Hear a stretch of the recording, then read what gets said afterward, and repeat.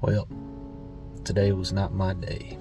On this channel, I talk a lot about responsibility, accountability, transparency, and anything that goes into the funeral industry itself.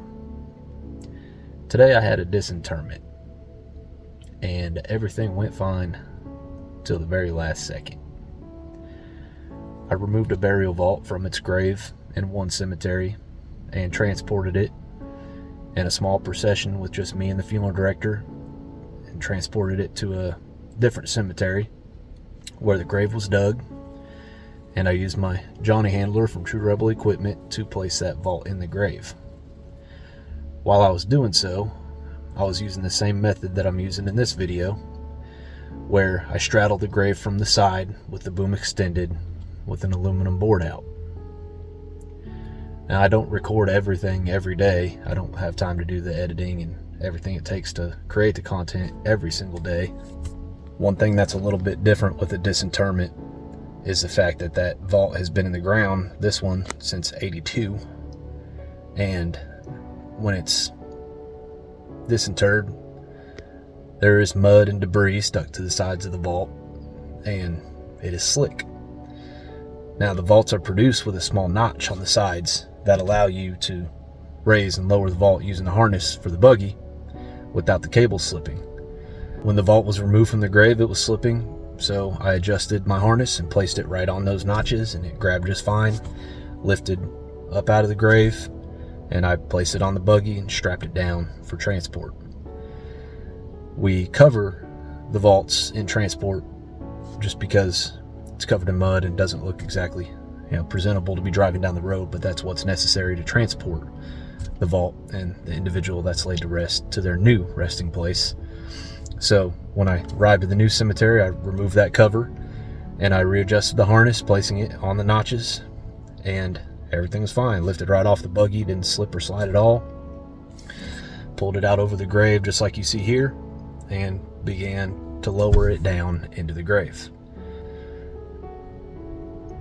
Once the lid was about at ground level, so the vault still had around 2.5–3 feet to go with the winch lowering it down, a little bit of the slack came out of the winch and it dropped the harness in the vault about an inch.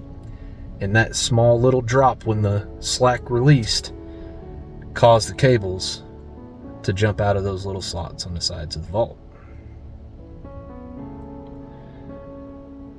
Now, when the cables slipped, they slipped about a foot up the vault, and luckily they grabbed again, so the vault didn't just slide out of the harness.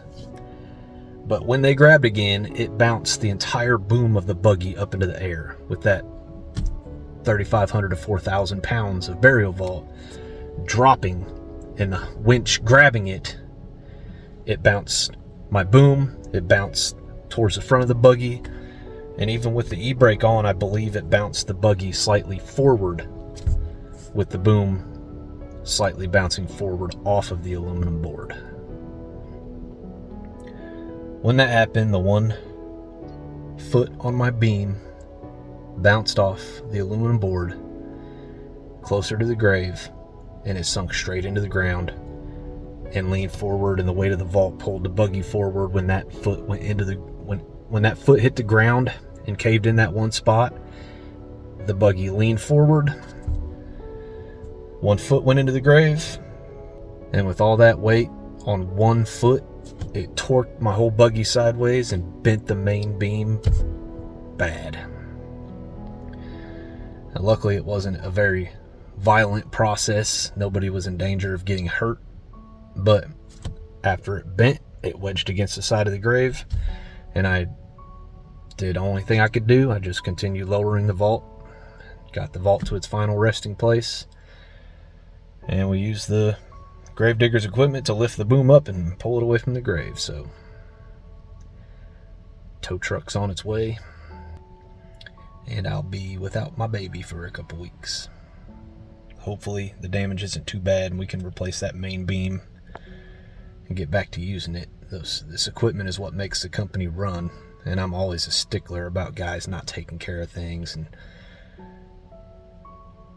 it's just a reminder that there's always more you can do to be safer and more cautious, to not only take care of families better, but take care of our equipment better, and just do better in general. So